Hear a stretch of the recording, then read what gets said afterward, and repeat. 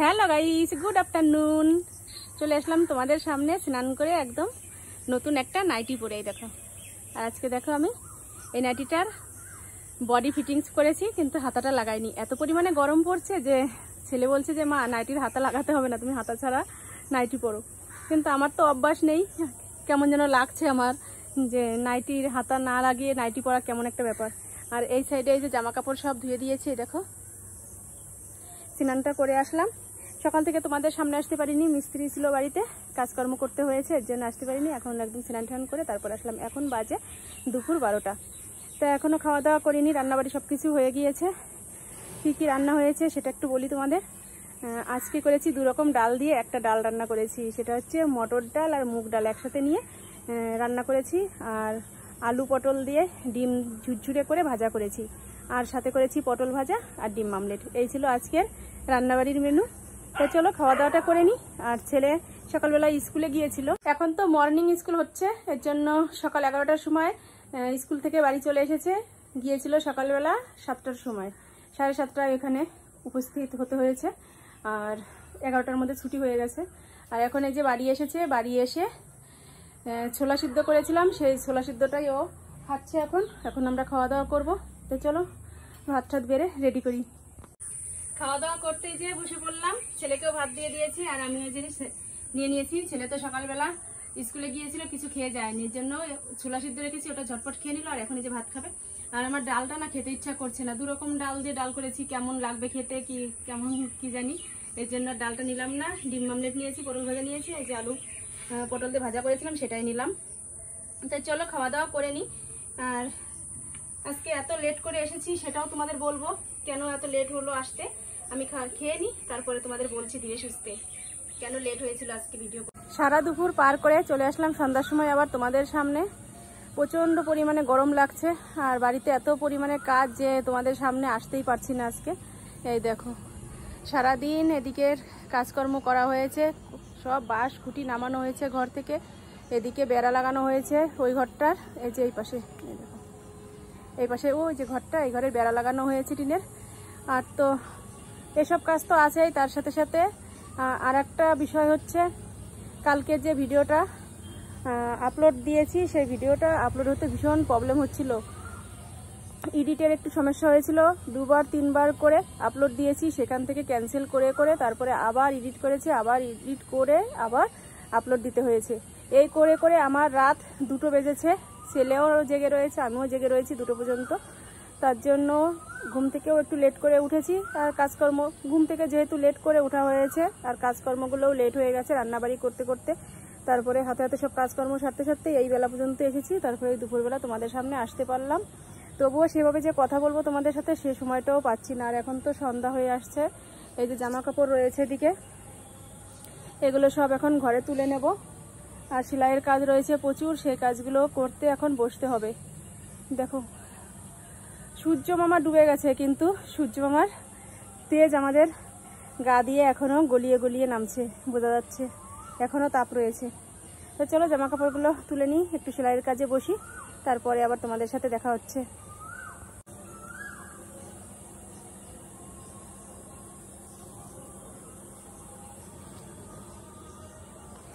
একটা জামা কাপড়ও শুকায়নি, কি করব বলো, এগুলো সব আবার জড়ো করে রেখে দিতে হবে, আবার কালকে রোদ দিতে হবে।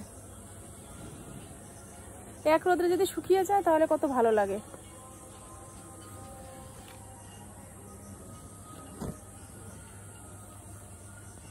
আর এই যে এদিকে ঘরের টিন লাগানো হয়েছে, পুরোনো টিনগুলোই লাগিয়েছে।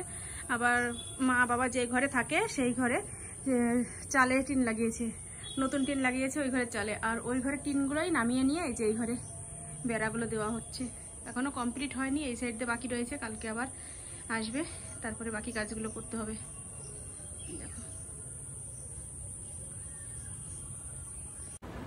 এই যে জামা কাপড় নিয়ে চলে আসলাম ঘরে, কোথায় রাখবো সে জায়গায় খুঁজে পাচ্ছি না। ধামার মধ্যে রাখতে হবে, ওই সাইডে ধামা রয়েছে, দেখি ধামার মধ্যে বসিয়ে রাখি। ঘরে কোনো দড়ি টানানো নেই যে তার মধ্যে একটা একটা করে নেড়ে রাখবো। তো চলো ধামার মধ্যে রেখে, কিছু বাসনপত্র রয়েছে সেগুলো মেজে তারপরে আমি সেলাইয়ের কাজে বসবো, তাহলে আমার আর বারবার উঠতে হবে না। বাসনগুলো সব মেজে নিয়ে আসলাম, এই দেখো একদম হাঁড়ি কড়াই সব কিছু মেজে নিয়েছি। কালকে সকাল সকাল রান্না চাপিয়ে দিতে পারবো, তা আমাকে আর বাসন মাজার চিন্তা করতে হবে না যে বাসন মাজা হয়নি, রান্না করতে পারবো না, লেট হয়ে যাবে, সে চিন্তা করতে হবে না। সব কিছু একদম কমপ্লিট করে নিয়েছি।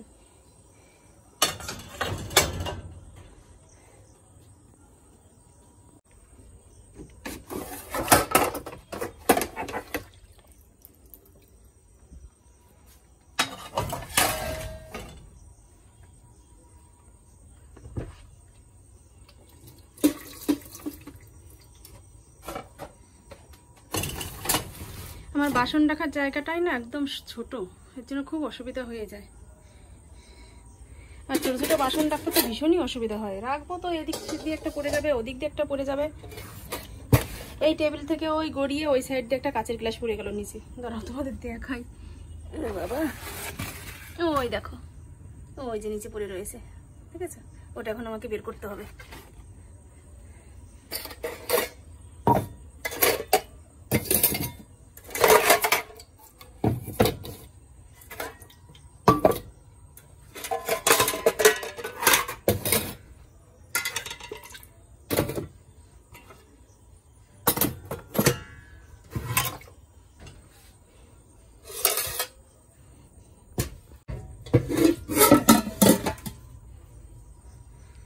সব বাসনপত্র বুট করে রাখলাম, জল ঝরে যাবে, তারপরে আবার এখানে সব গুছিয়ে রাখবো।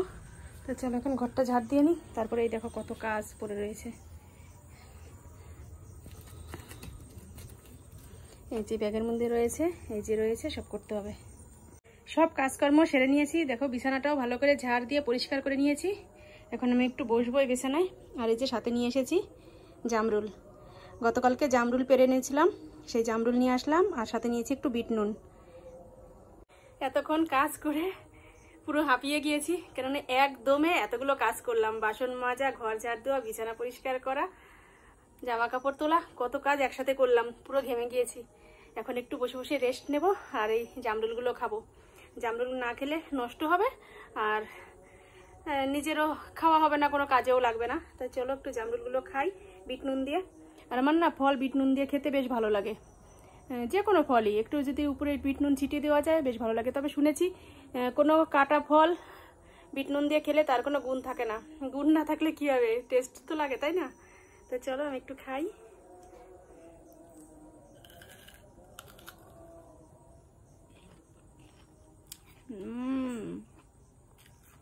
দারুণ লাগছে।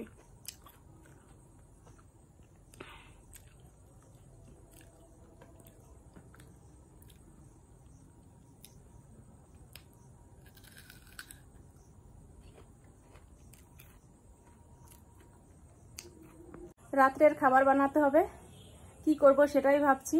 ঘরে রয়েছে শুধু আটা, মানে রুটি তো করবই, রাত্রে তো রুটিই খাচ্ছি কিছুদিন ধরে। আর রুটি তো আর শুধু খাওয়া যাবে না, কিছু একটা করতে হবে। সকালে যা রান্না করেছিলাম সব কিছুই দুপুর পর্যন্ত খেয়ে নিয়েছি, সবাই শেষ হয়ে গেছে। এখন রাত্রের জন্য ঘরে রয়েছে আলু আর ডিম। এখন আলু ভাজা করব শুধু, নাকি আলু ডিম দিয়ে একটু ঝোল করব সেটাই ভাবছি। আমাদের তো কোনো ব্যাপার না, আমার আর আমার ছেলের আলু ভাজা হলেই হয়ে যাবে, কিন্তু আমার দাদা একটুখানি ডিস্টার্ব করে, ওর জন্য একটু ঝোল ঝোল তরকারি করতে হবে, কেননা সকালবেলা ডাল করেছি, ওর খাওয়াটা অতটা ভালো হয়নি। তাই চলো আমি ডিম আর আলু দিয়েই একটু ঝোল বসিয়ে দিই। একদম সিম্পলের মধ্যেই করব, কাঁচা লঙ্কা আর পেঁয়াজ ভাজা করে সেভাবেই রান্না করব। এখন আর মশলা করতে যাব না কিছু, কেননা যে পরিমাণে গরম পড়ছে তাতে মশলা তরকারি খাওয়া সম্ভব না। তাই চলো ডিমগুলো বের করে নিই ফ্রিজ থেকে, সিদ্ধ বসিয়ে দিই, তারপরে আমি আটাটা মাখিয়ে নেব। 5 জনের জন্য 5টা ডিম নেব, এখানে 6টা ডিম রয়েছে। বাটির উপরে রাখি।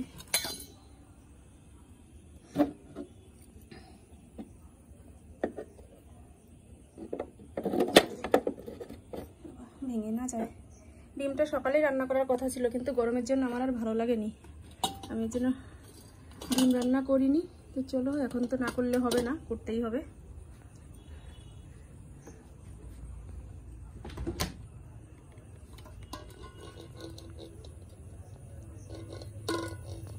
আলু আর ডিম একসাথে বসিয়ে দিয়েছি সেদ্ধ, তাড়াতাড়ি হয়ে যাবে।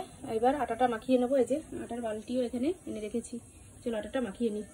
আটা মাখাতে এই যে বসে পড়লাম, সবার জন্যই নিয়েছি, কারণ আজকে আর ভাত নেই।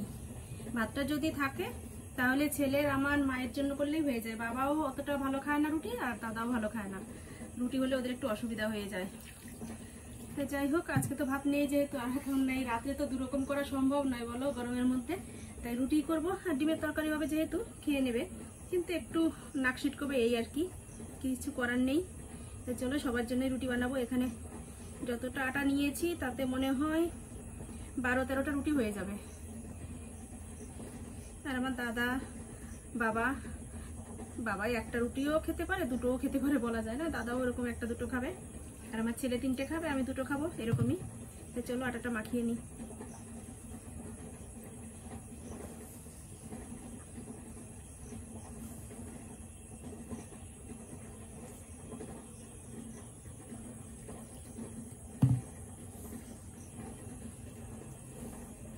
একবারে জল দিলে না রুটি অতটা ফুলতে চায় না, আর আমি একবারে জল দিয়েই করি। তো আজকে একটু দেখি অল্প অল্প করে জল দিয়ে আটাটা মাখাই, দেখি কেমন হয় রুটি।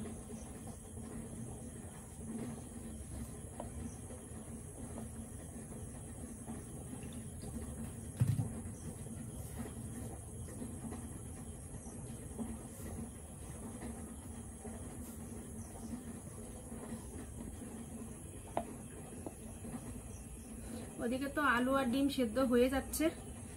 তো চলো আমি আটাটা মাখিয়ে, আমার এদিকে আটা মাখানো হয়ে গেছে। যে এরকম করে গুলি কেটে নিয়েছি, কতগুলো হয়েছে জানি না, গুনতে হবে। যাই হোক, যা হয়েছে হয়েছে। আর এদিকে এই যে ডিমের তরকারি বসিয়ে দিয়েছি, একসাথে সব কিছু দিয়ে দিলাম, পেঁয়াজ, সিদ্ধ আলু, ডিম একটু ভাজা ভাজা করে নিয়ে জল দিয়ে দেবো।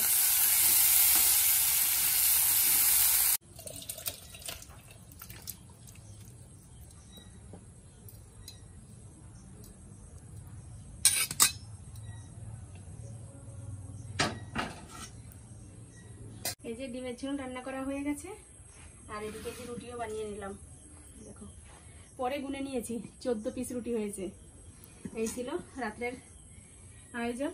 আর দেখো আমার অবস্থা, আমি এখন গা ধোবো, গা ধুয়ে ড্রেসটা চেঞ্জ করব, তারপরে আসছি। কেননা গা না ধুলে খেতে পারবো না, যে পরিমাণে ঘাম ঝরছে, খেয়ে একটুও শান্তি পাবো না। তো চলো পরে আসছি। গা ধুয়ে চলে এসেছি, আর এই যে খাবারও বেড়ে নিলাম। শরীরটা ভীষণ ক্লান্ত লাগছে এখন। বাইরে অনেকক্ষণ বসেছিলাম, বাইরে খুব সুন্দর হাওয়া হচ্ছে, মনে হচ্ছে বাইরে বসেই থাকি, কিন্তু বাইরে বসে থাকলে তো আর পেট বাবা জীবন শুনবে না। তাই যে খাওয়া দাওয়া করবো, খাওয়া দাওয়া করেই আমি শুয়ে পড়বো। পিঠ প্রচণ্ড ব্যথা হয়েছে। তখন যদি কেউ যদি একটু পিঠে কিলিয়ে দিত, বা আমি যদি নিজে নিজে একটু ব্যায়াম করতে পারতাম, তাহলে একটু ভালো লাগতো, কিন্তু সেটাও এখন করার মতন এনার্জি নেই শরীরে।